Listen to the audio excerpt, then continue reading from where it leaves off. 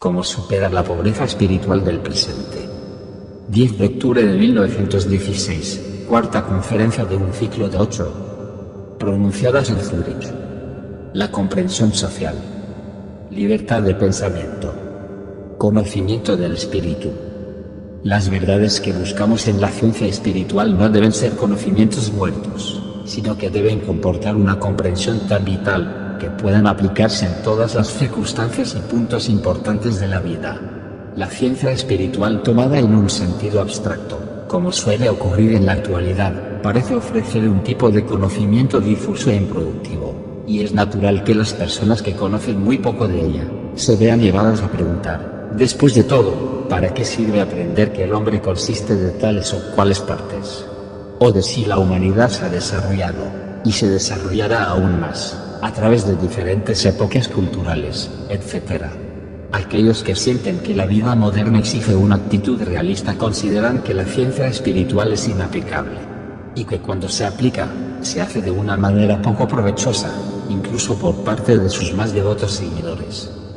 Sin embargo, la ciencia espiritual en sí, está infinitamente viva, y es algo que en el transcurso del tiempo puede ir a traer vida a nuestras preocupaciones más cotidianas. Quisiera aclarar esto con un ejemplo particular. La mayoría de nosotros sabemos que nuestra era actual fue precedida por la llamada cuarta época cultural post-Atlante, durante la cual los pueblos más importantes fueron los griegos y los romanos, que posteriormente, hasta los siglos XIV y XV, seguimos viéndonos influenciados por los impulsos procedentes de aquella época, y que desde el siglo XV, la humanidad ha estado viviendo en la quinta época post-Atlante, en la que nosotros mismos hemos nacido en nuestra encarnación actual y en la que la humanidad vivirá durante muchos cientos de años más. Sabemos, además, que en el cuarto periodo post-Atlante de la civilización, la época greco-romana, a través de la cultura y el trabajo externos, en el hombre comenzó a elaborar de manera preeminente la llamada alma intelectual y que nuestra tarea del presente es la elaboración del alma consciente. ¿Qué significa la elaboración del alma consciente? Este enunciado abstracto, entendido correctamente, contiene el destino de la humanidad para todo nuestro quinto periodo post-Atlante. Para que el alma consciente pueda ser expresada, los diversos pueblos de este periodo cultural deben trabajar juntos. Todas las condiciones y circunstancias de la vida proclaman esta verdad. En todas partes vemos confirmarse que nuestra era representa el desarrollo del alma consciente. En el anterior periodo greco-romano, la vida humana era completamente diferente. Durante dicho periodo, según el grado de desarrollo que la humanidad había alcanzado, se adquirieron las facultades del intelecto y del sentimiento. El intelecto cubre un amplio campo. Hoy esto no se entiende suficientemente. En su vida anímica, los griegos y los romanos dependían del alma de una manera diferente a la de nuestro quinto periodo post-Atlante. Ellos recibieron el intelecto, ya listo, por así decirlo, para ser usado, como una tendencia natural de su grado de desarrollo. No había necesidad de cultivarlo como debemos hacer en el presente, y como cada vez más será necesario hacer en el transcurso del quinto periodo post-Atlante. En ellos, se desarrollaba como una tendencia natural. El niño crecía y, a medida que se desarrollaban sus tendencias naturales, el intelecto natural, en cierto sentido, se desarrollaba con ellos. Al crecer en condiciones normales en una encarnación particular, él o bien poseía un intelecto, o carecía de él. El último caso se consideraba patológico, o en cualquier caso anormal, fuera de lo común. Y lo mismo pasaba con el alma sensible. En el cuarto periodo post-Atlante se desarrolló adecuadamente el alma sensible. Y aunque la historia nos dice poco de tales cosas, es cierto que dos personas que se encontrasen por primera vez, sabían cómo sintonizar entre sí. En este sentido, hay una gran diferencia entre los siglos precedentes hasta el siglo XV y nuestro propio tiempo. La gente, entonces, no mostraba la total indiferencia que a menudo se muestra hoy en día. En la actualidad somos lentos, por regla general, para hacer amistad. Debemos saber mucho unos de otros antes de poder depositar nuestra confianza, a lo que ahora se puede llegar solo después de un largo contacto. En siglos anteriores, particularmente durante el periodo de la civilización greco-romana, se conseguía de inmediato. En virtud de sus respectivas individualidades, las personas se unían rápidamente, sin tanta necesidad de intercambiar sentimientos y pensamientos. El conocimiento se establecía rápidamente, en tanto que podría ser beneficioso para ambas personas involucradas, o necesario para que un grupo de personas formasen una comunidad. El alma sensible de uno todavía podrían extenderse más espiritualmente y hacer contacto inmediato con el alma sensible del otro. Hasta el presente, por medio de nuestros sentidos, todavía podemos distinguir con precisión los colores, etc., de las plantas, pero ya no será posible hacerlo de manera espontánea en la séptima época post-Atlante, cuando para aprender a conocer la naturaleza se requerirán condiciones especiales. Hay una semejanza entre nuestra conexión actual con el reino de las plantas y las conexiones humanas en la cuarta época post-Atlante.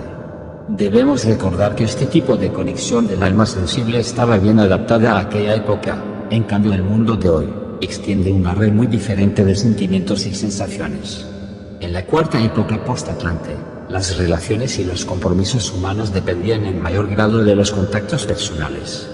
El arte de la imprenta que tanto ha hecho hasta ahora para establecer relaciones impersonales, y que en el futuro lo hará aún más, pertenece a la quinta época post-Atlante, y las modernas fórmulas de relacionarse, como Internet por ejemplo, nota del traductor, son tales que, fundamentalmente hablando, las conexiones formadas repentinamente ya ni siquiera son beneficiosas, y las personas solo pueden acercarse unas a otras por motivos mucho más impersonales. El hombre moderno va hacia ese desarrollo.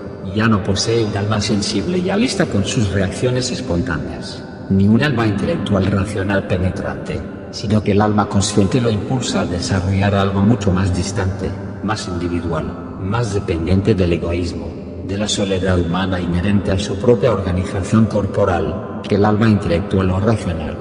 A través del alma consciente, el hombre es mucho más individual, un viajero solitario a través del mundo. Y la tendencia que las personas muestran ahora a retraerse hacia sí mismas, se está convirtiendo en una característica cada vez más pronunciada de nuestro tiempo. El sello distintivo del alma consciente es el impulso hacia una vida recogida, aislada del resto de la humanidad. De ahí la dificultad de conocerse unos a otros, especialmente de establecer confianza, sin el prolongado periodo de transición de la relación formal. El significado de todo esto se hace comprensible si le damos la debida importancia a la verdad científico-espiritual de que en la era actual no nos juntamos por casualidad con otras personas. Que el camino de la vida nos ponga en contacto con ciertas personas y no con otras, depende de la acción del karma individual. Hemos entrado en un periodo de evolución humana que lleva los desarrollos kármicos precedentes del hombre a su punto culminante. Piensen cuán poco karma se había acumulado en los primeros periodos de la evolución de la Tierra. Con cada encarnación se va añadiendo nuevo karma. Al principio, las personas debían reunirse en condiciones totalmente nuevas, con la posibilidad de formar nuevas conexiones. Pero a través de las repetidas vidas en la Tierra, gradualmente hemos llegado a un punto en el cual, como regla general, no nos encontramos con nadie con el que no hayamos compartido ya alguna que otra experiencia en encarnaciones anteriores. Y estas experiencias nos ponen de nuevo en contacto con quienes las compartieron. Puede parecer que nos encontramos con otras personas como por casualidad, pero en realidad es porque en encarnaciones anteriores ya nos habíamos encontrado, y por la fuerza de esto, nos reunimos nuevamente. Ahora bien, el alma autoconsciente solo puede desarrollarse, y su desarrollo debe tener lugar en nuestro tiempo, cuando verdaderamente se conceda menos importancia a lo que ocurre entre una persona y otra, y más importancia a lo que actúa internamente en soledad como resultado de antiguas encarnaciones. En el período greco-romano, dos personas que se encontrasen por primera vez se causaban impresión mutuamente, lo que actuaba con la inmediatez de un golpe. En la actualidad, si se va a realizar un encuentro para promover el desarrollo del alma consciente, el factor determinante entre ellas debe ser lo que emerge en unas y otras como resultado de encarnaciones anteriores. Esto requiere más tiempo que el reconocimiento a primera vista, implica el surgimiento gradual, poco a poco, de una manera instintiva, de lo que anteriormente habían compartido juntos.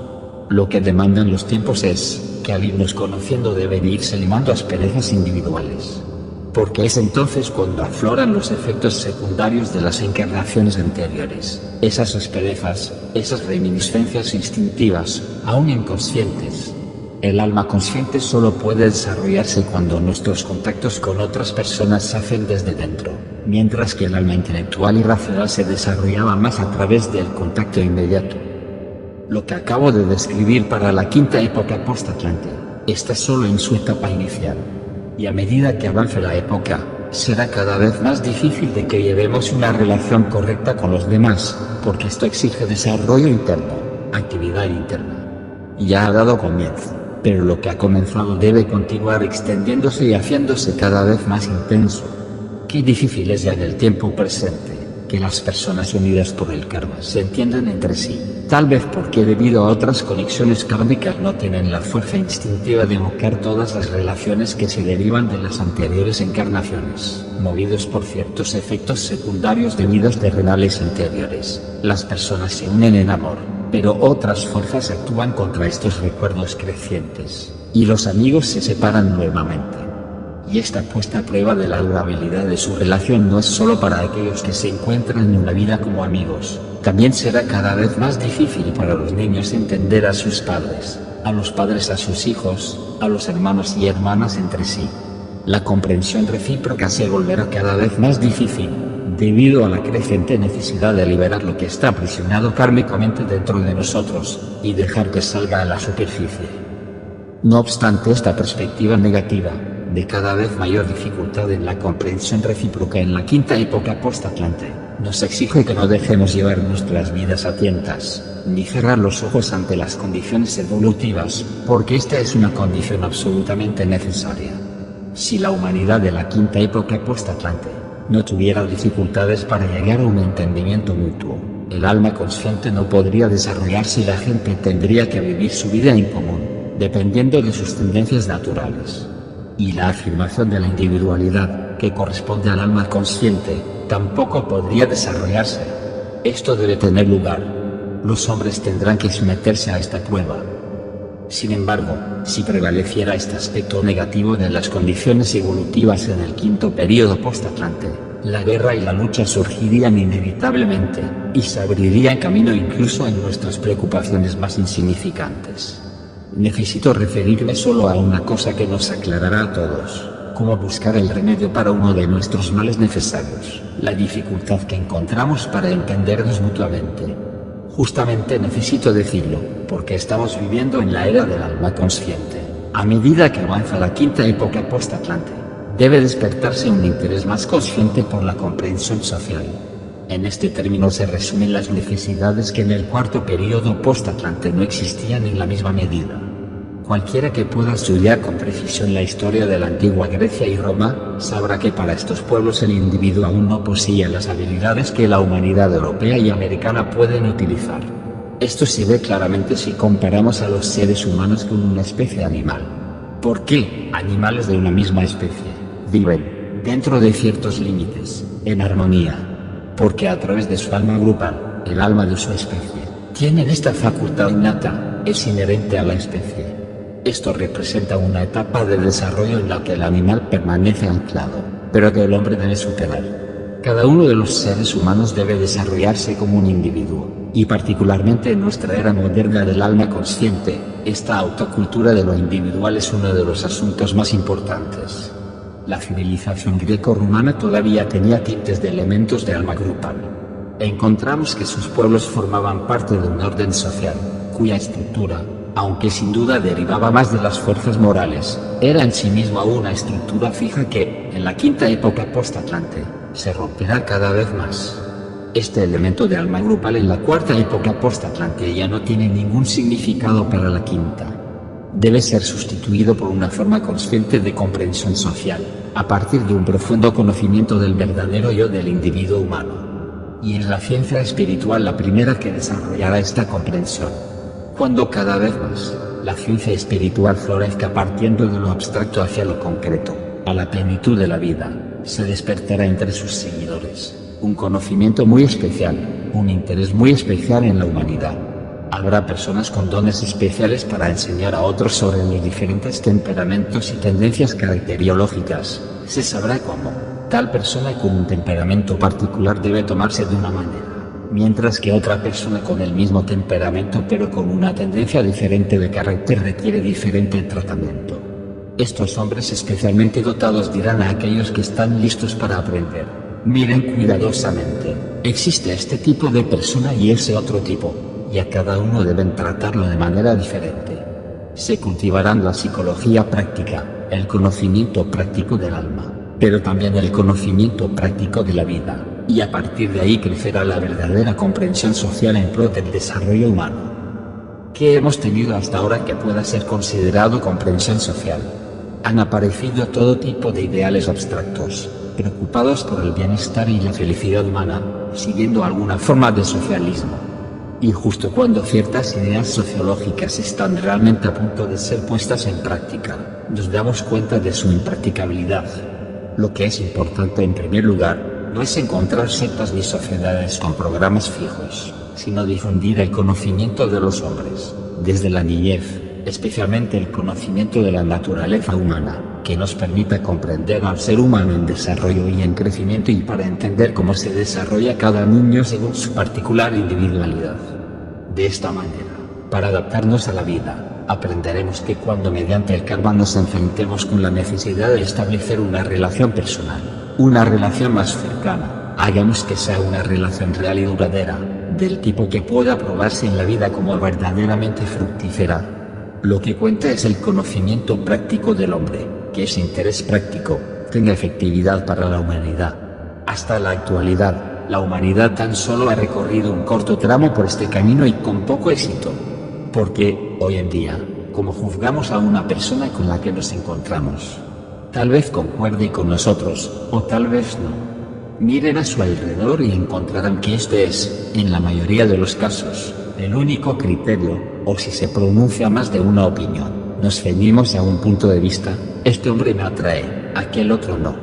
Me gusta esto de tal y tal, pero no me gusta aquel. No hay que sacar conclusiones precipitadas. Solemos hacernos una idea de cómo debería ser alguien, y cuando vemos que difiere de esa idea, lo criticamos.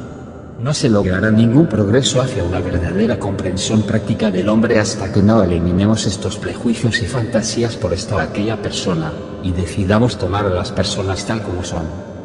¿Con qué frecuencia, cuando dos personas se encuentran por primera vez, una de ellas despierta una antipatía instantánea en la otra, la cual le disgusta tanto, que luego todo lo que tengan que ver entre sí está coloreado por esta aversión?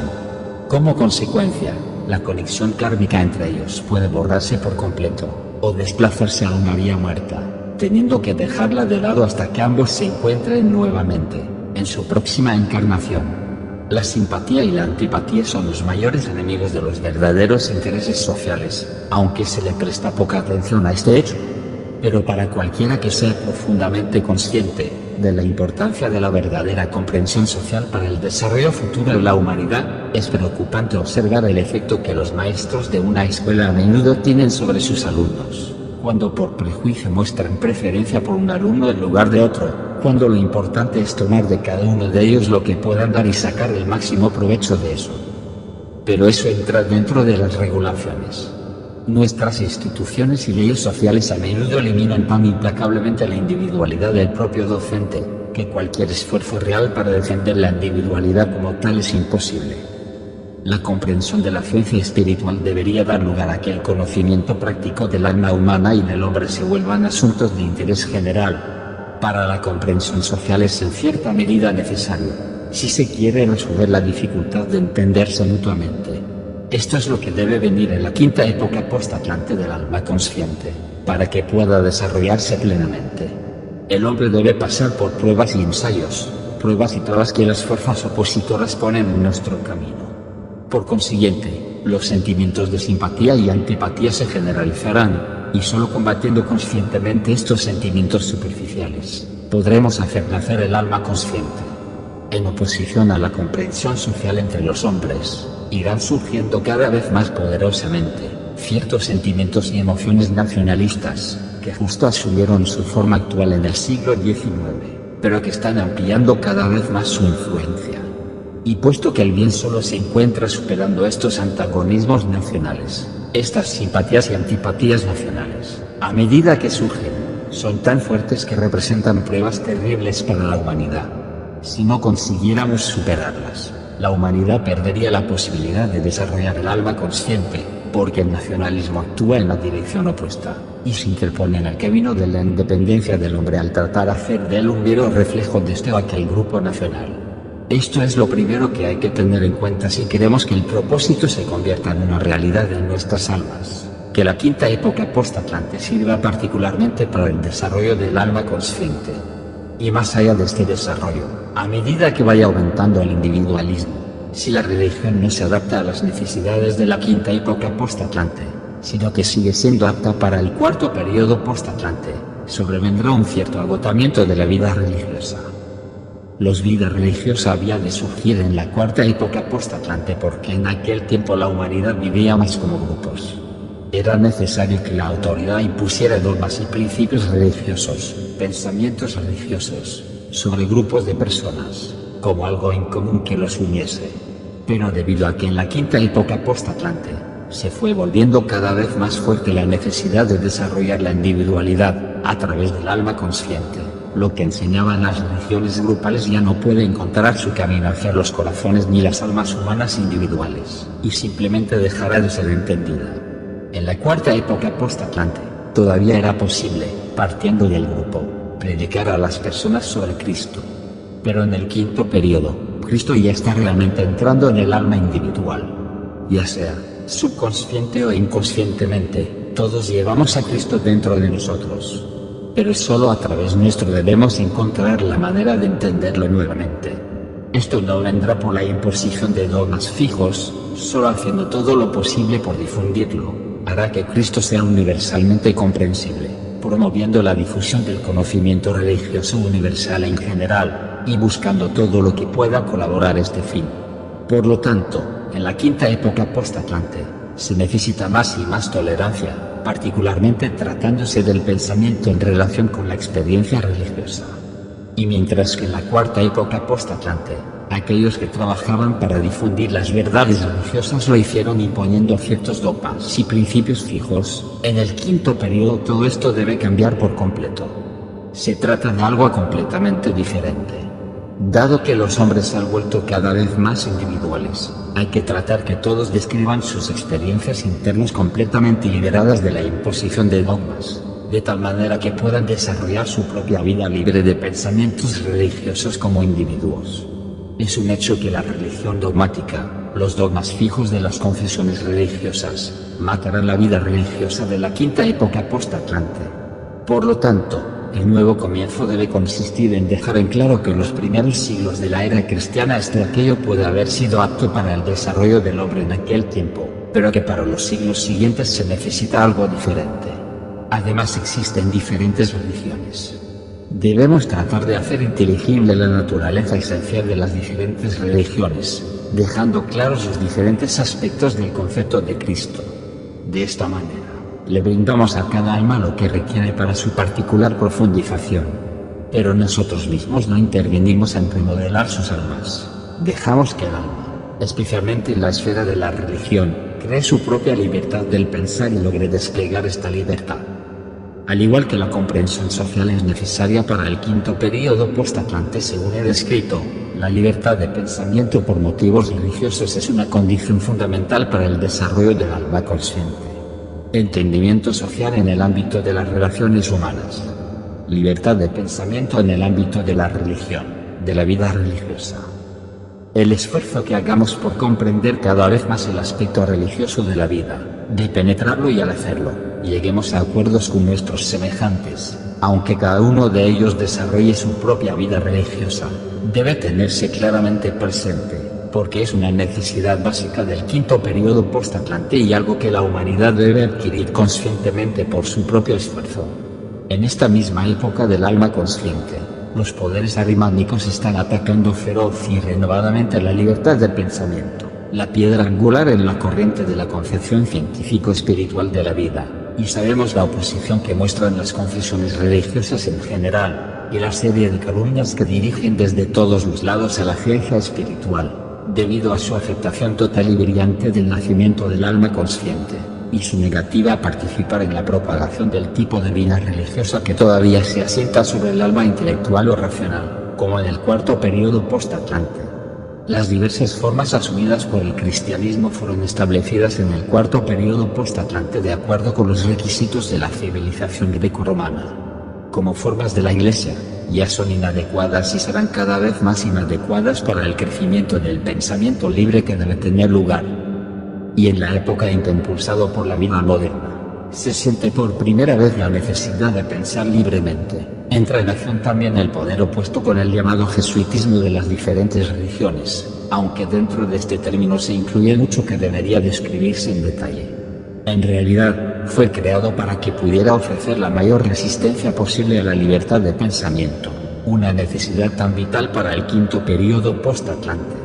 Será cada vez más necesario eliminar el jesuitismo, el enemigo del libre pensamiento en la quinta época post-Atlante, porque partiendo de la religión, la libertad de pensamiento debe extenderse hacia el exterior por todas las esferas de la vida. Pero como debe conquistarse por sí solo, la humanidad es puesta a prueba, y surgen dificultades por todas partes. Estas dificultades aumentarán a medida que los hombres de la quinta época post-Atlante avancen hacia una conciencia clara, aunque al principio sientan que esto es una desventaja, y en muchos aspectos se sorprenden a sí mismos. Por eso, encontramos el choque del marcado conflicto entre la libertad de pensamiento que trata de salir y el principio de autoridad que actúa en nuestros tiempos como un vestigio del pasado. Y hay una obsesión por nublar la conciencia y por autoengañarnos en lo concerniente a la fe en la autoridad. En nuestro tiempo, depositar nuestra fe en la autoridad se ha vuelto tan grande y se ha intensificado tanto, que bajo su influencia las personas están perdiendo su capacidad de criterio. En la cuarta época post-Atlante, fuimos dotados por la naturaleza con una comprensión sólida, ahora debemos adquirirla, desarrollarla, pero la fe en la autoridad nos impide hacerlo. Nos vemos atados de pies y manos, amansados por causa de nuestra fe en la autoridad. Piensen solamente en cómo aparecen los seres humanos de indefensos, en comparación con el reino animal irracional. De qué manera tan perfecta el animal es llevado por sus instintos que lo guían de una manera sana incluso desde la enfermedad a la salud, mientras que el hombre moderno lucha contra el sano juicio a este respecto y se somete completamente a la autoridad.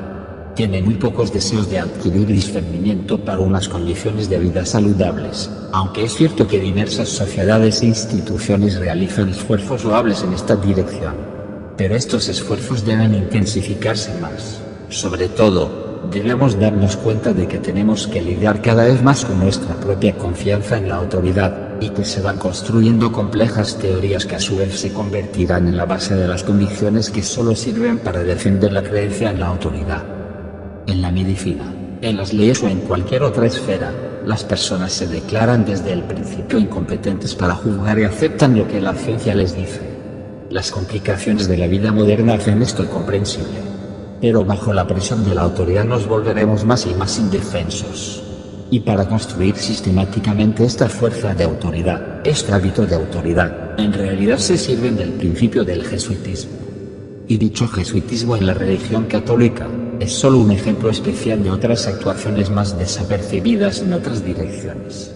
Comienza en la esfera del dogma eclesiástico con la tendencia a defender la autoridad papal proyectada desde el cuarto hasta el quinto período post-Atlante, donde no puede hacer ningún bien. Pero el mismo principio jesuítico se trasladará gradualmente a otras esferas de la vida, en una forma que no difiere mucho del jesuitismo de la religión dogmática. Ya lo encontramos en los círculos médicos donde un dogmatismo determinado busca más poder para la profesión médica.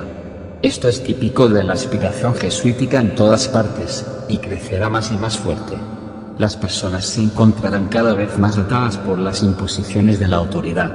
Y frente a esta posición arimánica, eso es en realidad la salvación para la quinta época post-Atlante. Solo se encontrará reafirmando los derechos del alma consciente que desea desarrollarse. Porque el don de la razón no es como nuestros brazos que los proporciona nuestra naturaleza, como hasta cierto punto ocurría en la cuarta época post-Atlante. Este don solo puede ejercerse mediante nuestra buena voluntad por desarrollar las facultades de comprensión y sano juicio. El desarrollo del alma consciente exige libertad de pensamiento, y este puede florecer solo en una hora particular, en una atmósfera determinada. He señalado que la quinta época post-Atlante está plagada de dificultades debido a que avanza decididamente hacia el desarrollo del alma consciente. Justo porque el alma consciente debe desarrollarse como tal, debe encontrar oposición y atravesar por pruebas. Eso se ve en la tremenda y creciente oposición que existe para la comprensión social y la libertad de pensamiento. Pero esta oposición no se la reconoce como tal, en los más amplios círculos se considera como correcta y apropiada, como algo que no debe condenarse de ninguna manera, sino que, por el contrario, debe fomentarse con sumo cuidado.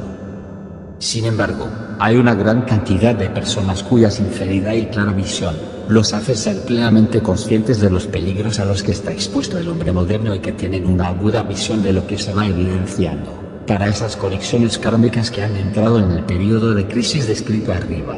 Ha llegado el momento en que padres e hijos, hermanos, hermanas, pueblos y naciones dejen de entenderse. Y ya hay un número suficiente de personas que se dan cuenta de que estas condiciones necesarias pueden servir para bien, solo cuando se enfrentan a la comprensión que surge de la vitalidad del propio corazón.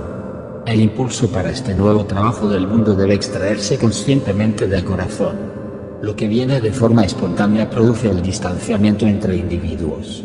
Debemos, pues, esforzarnos conscientemente por lo que brota del corazón humano. Cada alma tiene dificultades para enfrentarse en la quinta época post-Atlante, ya que el alma consciente solo puede desarrollarse a través de las pruebas sufridas en la superación de estas dificultades.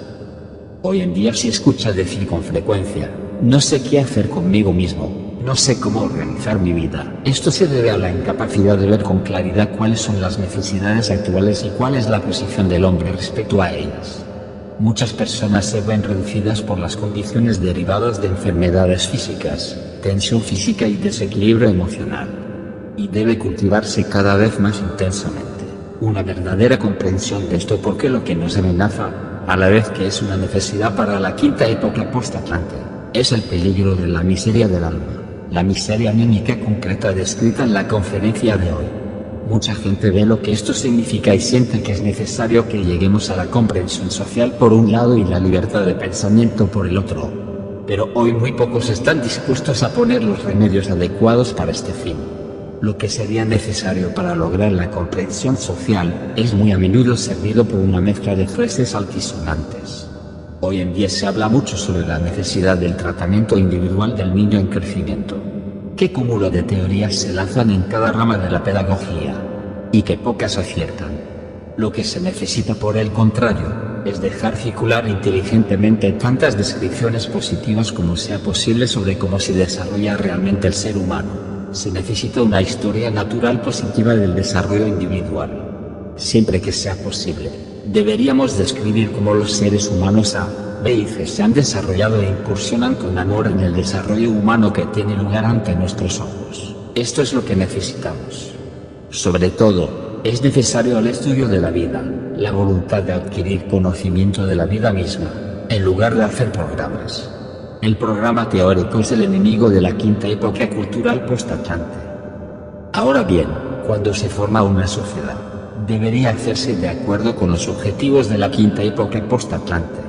Esto significa que sus miembros deben constituir la razón principal de su existencia, y el intercambio de ideas entre estos hombres reales debe producir los mejores resultados posibles, y si se presta suficiente atención a esto, se mostrarán resultados muy individualizados. En la actualidad, ¿cuál es el procedimiento habitual? Comienza trazándose las reglas.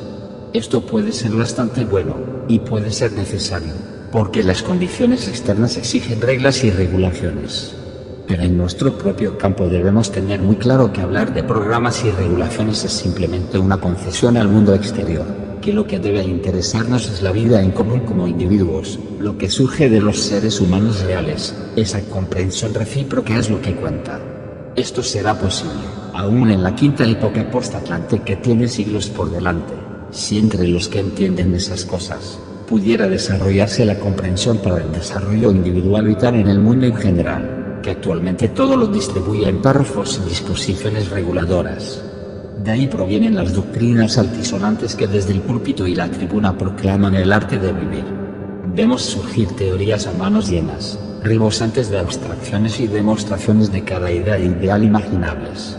pero solo se les puede otorgar importancia a lo que es concreto y a una penetración comprensiva de las realidades de la vida. ¿Cómo puede pasar esto? Es razonable que, conforme a lo que se ha dicho, se puedan poner las siguientes objeciones. Sí, en efecto, pero no estamos cualificados para emitir una opinión sobre lo que los expertos hoy en día divulgan oficialmente. Solo párense a pensar en lo que el estudiante de medicina tiene que aprender. Que tenga que aprender cosas relacionadas con la medicina es apropiado y correcto, pero no podríamos añadir además lo que el abogado debe saber, y el estudiante de arte, y así sucesivamente. Ciertamente, es indudable que debemos saber de estas cosas, pero no para ser expertos, sino solo para ser capaces de juzgar. Debemos permitir que el experto haga el deshaga, pero debemos ser capaces de criticar al experto. Y esta facultad de criterio no la adquiriremos especializándonos en la materia, sino solo cultivando de manera integral nuestros poderes de comprensión y nuestra facultad de criterio. Sin embargo, esto nunca puede lograrse mediante el conocimiento experto de cualquier rama particular de la ciencia, sino solo a través del conocimiento del espíritu que lo abarca todo. La ciencia espiritual debe ser el centro alrededor del cual giran todas las ciencias, ya que no solo arroja luz sobre las conexiones en la evolución humana, sino que por el tipo de pensamiento que le es peculiar permitirá desarrollar en nosotros una comprensión sólida, y esto debe producirse y divulgarse desde profundidades mayores que durante la civilización greco-romana de la cuarta época post-atlante. La construcción de conceptos y representaciones necesarias para la ciencia espiritual, y peculiar de ella, no nos capacita para convertirnos en expertos en ninguna esfera en particular, pero nos da el poder de juzgar. Y la razón de esto será cada vez más evidente. Hay fuerzas misteriosas en el alma humana, y estas misteriosas fuerzas, vincularán el alma humana con el mundo espiritual y, a través de nuestra participación en la ciencia espiritual, este enlace nos permitirá usar nuestro juicio cuando estemos en presencia de un experto. No tendremos el conocimiento de un experto, pero cuando, en ciertos casos, el experto actúe basándose en lo que él sabe, podremos formular nuestro propio juicio al respecto. Debe hacerse hincapié en el hecho de que la ciencia espiritual no solo nos enseña, sino que a este respecto desarrolla nuestra facultad de juicio, es decir, hace posible y fomenta la libertad y la independencia de nuestro pensar. Es posible que la ciencia espiritual no nos capacite para ejercer la profesión médica, pero si somos capaces de penetrar en su realidad, podremos emitir un juicio correcto sobre los resultados de la medicina en la vida pública. Si lo que quiero decir con esto pudiera entenderse plenamente, se entenderán también los muchos poderes curativos de la quinta época post-atlante. Porque tiene gran significado lo que quiero decir, cuando digo que la ciencia espiritual, por así decirlo, remodelará el intelecto humano de tal manera que la facultad crítica del hombre pueda desplegarse, y al liberar su vida intelectual de la vida anímica, puede ser capaz de desarrollar la verdadera libertad de pensamiento. Quisiera ahora, si me lo permiten, poner estos pensamientos ante ustedes de una manera más pictórica e imaginativa. En la ciencia espiritual se nos habla de un mundo espiritual concreto, de seres elementales que nos rodean, de las jerarquías, ángeles, arcángeles y demás. El mundo aparece ante nosotros con contenido espiritual real, poblado de fuerzas y seres espirituales. Que no sepamos nada acerca de estos seres espirituales, para ellos ya no es indiferente, como hasta cierto punto todavía les era indiferente en el cuarto período post-atlante. Pero en la quinta época post-atlante, que los hombres en la tierra no sepan nada de ellos, es como si una parte de su alimento espiritual les faltara. El mundo espiritual está en estrecha comunicación con nuestro presente mundo físico de la tierra. Lo entenderán mejor cuando les diga algo que puede parecer extraño ahora, pero es simplemente cierto, y aunque en la actualidad todavía no es posible decir mucho, sin embargo, deben darse ciertas verdades porque la humanidad ya no debería estar sin ellas.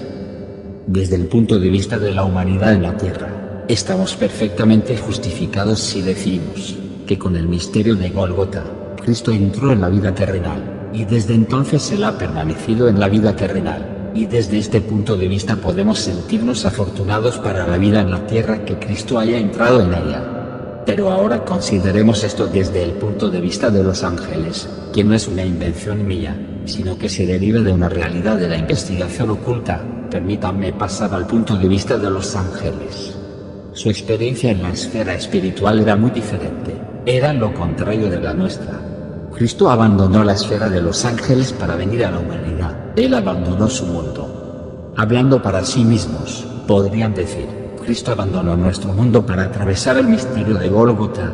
Y tendrían tantas razones para lamentarse por esto como nosotros de regocijarnos de que Cristo en su poder sanador haya llegado hasta nosotros en la medida en que vivimos en la tierra en nuestros cuerpos físicos. Este es un verdadero entreno de pensamiento, y cualquiera con conocimiento real del mundo espiritual sabe que solo hay una manera para que los ángeles encuentren consuelo, y lo describí correctamente cuando dije que los hombres en la tierra en sus cuerpos físicos vivirían con el pensamiento de Cristo de tal manera que irradia hacia arriba como una luz para los ángeles, desde el misterio de Gólgota, irradia hasta los ángeles como una luz. Los hombres dicen, Cristo ha entrado en nosotros, y podemos desarrollarnos de tal manera que Él pueda habitar en nosotros, no yo, sino Cristo en mí. Los ángeles dicen, Cristo ha salido de la esfera de nuestra vida interior, y Él nos ilumina ahora como tantas estrellas. En el pensamiento de Cristo de los individuos humanos, Él brilla para nosotros desde el misterio de Gólgota, y ahí lo encontramos nuevamente. Hay una conexión real entre el mundo espiritual y el mundo humano. Y esto también se demuestra por el hecho de que los seres espirituales que, aparte de nosotros, habitan el mundo espiritual, ven con satisfacción y aprobación nuestros pensamientos acerca de su mundo. Solo pueden ayudarnos si pensamos en ellos, y aunque no hayamos alcanzado la visión clarividente del mundo espiritual, si conocemos a estos seres espirituales, pueden ayudarnos. A cambio de nuestro estudio de la ciencia espiritual, la ayuda nos viene del mundo espiritual. No son solo las cosas que aprendemos, ni el conocimiento que adquirimos, sino los seres de las jerarquías superiores quienes nos ayudan cuando sabemos acerca de ellos. Y si en el futuro, a medida que avanza la quinta época post-Atlante, nos enfrentamos a la autoridad del experto, será bueno tener detrás de nosotros, no solo nuestra propia comprensión humana, sino también lo que los seres espirituales pueden tejer a través de nuestro conocimiento de ellos. Ellos nos cualifican para enfrentarnos a la autoridad con sano juicio. El mundo espiritual nos ayuda. Lo necesitamos. Debemos conocerlo y unirnos a él a través de la comprensión consciente. Esta es la tercera cosa que debe suceder en el quinto periodo post-Atlante. La primera es comprensión recíproca en la vida social. La segunda, la adquisición de la libertad de pensamiento. La tercera, conocimiento vivo de los mundos espirituales a través de la ciencia espiritual. Estas tres cosas deben ser los grandes ideales verdaderos de la quinta época post-Atlante.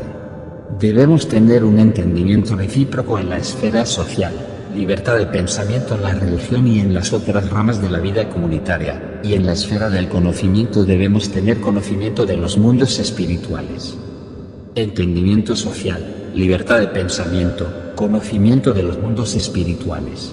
Estos son los tres grandes objetivos e impulsos del quinto periodo post-Atlante. A la luz de estos impulsos debemos desarrollarnos, porque son las verdaderas luces de nuestro tiempo.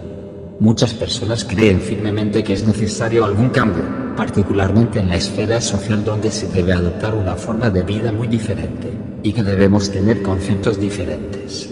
Pero por ignorancia o falta de voluntad evitan las conclusiones finales. Esto se puede ver en la actitud de muchos hacia las aspiraciones de la ciencia espiritual. Y aquí no necesitamos limitarnos a una calumnia deliberadamente malintencionada o teosófica. Solo debemos considerar la voluntad sincera que abunda entre los hombres de hoy, la voluntad sincera que apunta a la creación de impulsos tendentes en la dirección que debe tomar la humanidad post-Atlante. Piensen en cuántos reformadores hay en cada campo, pastores y predicadores sobre temas sociales, también predicadores que no pertenecen a círculos teológicos o religiosos. De qué forma todos ellos toman la palabra, y muchas veces con la mejor intención posible. Cómo pretenden llevar a la humanidad en la dirección de la cual la vida moderna está tratando de salir. Las buenas intenciones se hallan por todas partes, así que por el momento consideremos el que procede, no de las malas intenciones, sino de las buenas. No obstante, estas buenas intenciones no ayudan. mientras consistan solo en varias charlas, por más cálidas que sean las intenciones que persiga. Porque los tres grandes ideales verdaderos de la comprensión humana, la libertad de pensamiento y el conocimiento de los mundos espirituales, no pueden alcanzarse a menos que el conocimiento que proviene solo de la ciencia espiritual sea vivificado. En la actualidad, sin embargo, a excepción de la pequeña compañía reunida en torno al concepto científico espiritual del mundo, la comprensión de tales cosas aún no ha superado su etapa inicial. Pero hoy en día nos encontramos con refinadas y elevadas teorías que tienden en esta dirección. Y, como ejemplo, me gustaría contarles algo que me sucedió, diríamos, por casualidad, a mí mismo. En realidad, surgió a través del karma cuando un día, al ver en un escaparate el título de un librito que compré, me llamó la atención. El tema trataba sobre el hombre moderno, lo que está buscando, bajo qué impresiones crece. Describe las muchas ventajas de los tiempos modernos que hacen la vida más fácil y cómoda, la comodidad del vapor y la electricidad, etc. Todo ello en detalle. Se hace hincapié en el empuje y la prisa de la vida moderna, pero también en sus mayores posibilidades. Se hace alusión a los descubrimientos y invenciones sobresalientes de nuestro tiempo en comparación con la forma más aburrida, más pobre, más instintiva de la vida en épocas pasadas. Todo esto se describe con una especie de fervor y deleite. Pero luego sigue con una descripción de las dificultades de la quinta época post-Atlante, que he señalado hoy, pero sin ninguna indicación de que estas cosas procedan de las peculiaridades de la propia época ni de la necesidad de que el alma consciente debe desarrollarse. Lo que se destaca es una completa falta de visión clara, a pesar de un corazón abierto y compasivo. Citaré: es extraño que una descripción de nuestra civilización moderna, que comienza con una puntuación alta de alegría en la existencia, deba terminar con la puntuación profunda de la miseria interna del alma. Lo que experimentamos aquí en menor grado, él quiere decir con en menor grado el lugar donde vive, es, en un sentido mucho más amplio, la experiencia de nuestra época. Una abundancia de cultura incomparable, una exhibición de belleza y poder en la vida que apenas puede igualarse en la historia, y lado a lado con toda una miseria espiritual que se alza para apoderarse de todas las clases. Acto seguido, habiendo dado evidencia de tanta perspicacia, el autor continúa revisando varias posibilidades por las cuales el verdadero impulso en la humanidad moderna puede encontrar su salida correcta. Y entre estas posibilidades, entra en consideración la teosofía, según él lo ve. Aquí, entre sus muchos enemigos, encontramos un bien intencionado de la teosofía, quien que con toda la buena voluntad se toma la molestia de interesarse en él y por esta razón reclama nuestra atención. De hecho, no es sin una buena razón, por lo que traigo estas cosas a su atención. Es esencial que nos ocupemos de cuáles son las conexiones positivas de la ciencia espiritual con el mundo exterior. Después de pasar revista al pseudo-misticismo como un medio para profundizar la vida y como un remedio para las miserias del alma, el escritor continúa diciendo: la teosofía es un vecino cercano al misticismo. Mucha gente lo ve solo como un sustituto de fuerzas más fiables, o como una tendencia al sincretismo o al eclecticismo, es decir, una mezcla de confesiones religiosas y conceptos del mundo. Lo mismo que las personas que no desean entrar en la ciencia espiritual lo llaman gnosticismo acalorado, etc. Pero el autor de este libro va un paso más allá, porque él dice: aquellos que lo ven solo como una tendencia al sincretismo y al eclecticismo, equivalentes a inclinaciones individuales, lo confunden con síntomas aún más dudosos de la vida moderna, como la superstición, el espiritualismo, las apariciones, el simbolismo y un elemento similar al amor por el misterio de la naturaleza humana. Pero este no es el caso. Hacemos de este movimiento una injusticia si nos negamos a reconocer sus profundas conexiones y valores internos. Por lo tanto, estamos ante la presencia de un bien intencionado. Continúa: en lo que concierne al menos al círculo de Steiner, debemos tratar de entenderlo como un movimiento religioso contemporáneo, aunque quizás más sincrético que original, pero que va a las raíces de todo lo vivo. Esperemos que este hombre, que tanta buena voluntad muestra, aún pueda encontrar su camino hacia la originalidad de nuestro movimiento. Podemos considerarlo como un movimiento dedicado a satisfacer los intereses suprasensibles del hombre y, por lo tanto, habiendo superado el realismo unido a los sentidos, por encima de todo, podemos reconocerlo como un movimiento que exhorta a los hombres a considerar sus problemas morales, a trabajar para el renacimiento interno a través de una concentración escrupulosa en la autoeducación. Como ya he dicho, no les estoy leyendo esto por tonto sentimentalismo, pero si consideramos las muchas cosas que se dicen desde otros puntos de vista sobre la antroposofía, no parece irrelevante que nos familiaricemos con una crítica como esta. Solo se tiene que leer el libro de Steiner sobre teosofía, para verse sorprendido por la seriedad con que impone a sus lectores la necesidad de la purificación y la superación personal. Las especulaciones contenidas en él sobre lo suprasensible son en sí mismas una reacción al materialismo, por supuesto, y ahora viene algo a lo que debo pedirles que presten especial atención. Aquí el libro pierde contacto con la realidad y se eleva a los reinos de las hipótesis y la fantasía clarividente, a un mundo de sueños en el que no hay lugar para las realidades de la vida individual y social. Sin embargo, la teosofía debe registrarse como un fenómeno correctivo en el progreso cultural de nuestro tiempo. De manera que, solo hay una cosa a la que el autor de este libro hace excepción, y es al ascenso, al conocimiento del espíritu, al conocimiento concreto del espíritu, lo que significa que se alegraría del impulso hacia la mejora moral del hombre que, por su propia demostración, surge de la teosofía, pero aún no entiende que para la quinta época post-Atlante, la mejora moral solo puede lograrse a través del conocimiento espiritual concreto. No puede percibir las raíces, pero pretende tener frutos sin ellas. Su rango de visión no puede abarcar toda la conexión. Y es tan extraordinariamente interesante solo por esta razón, que, como vemos, ha pensado mucho en el estudio de mi libro Teosofía y, sin embargo, no puede entender que lo uno es imposible sin lo otro. Le gustaría cortar la cabeza del libro y mantener su cuerpo porque este último siente que es importante. Esto confirma lo que he estado diciendo, de que tales personas reconocen la necesidad de la comprensión social y la libertad de pensamiento. Esto lo entienden, pero el tercero, o sea, el conocimiento del espíritu, que debe formar la base de nuestra quinta época post-Atlante, no están dispuestos a admitirlo. Es algo a lo que no pueden llegar. Y una de las tareas más importantes en la concepción del mundo según la ciencia espiritual es despertar la comprensión de esto. La gente suele decir que elevarse a los mundos espirituales es una ilusión fantástica. No ven que es la pérdida de este conocimiento lo que nos ha hundido en el materialismo. Es la incapacidad para la comprensión social de la que es afín, el modo de vida materialista y la actitud hacia la vida. Y es estudiando a nuestros bien intencionados cuando podríamos darnos cuenta de lo difícil de que es para las personas admitir la existencia de mundos espirituales concretos. Debido a esto, debemos esforzarnos más para lograr la comprensión de impulsos como los que presenté hoy en mi conferencia. El título del pequeño libro que he mencionado es Die Gedanken des Gebildeten, Probleme an Aufgaben por el Dr. Friedrich Malin, publicado en Hamburgo en 1914, y es la reimpresión de una conferencia del Dr. Malin en Hamburgo sobre la 23 de septiembre de 1913, durante el 37º Congreso de la Misión Interna. Solo me sorprende que nadie en nuestro círculo haya mencionado el libro, ya que desde su publicación en 1914, podría haber sido fácilmente notificado por cualquiera de nosotros.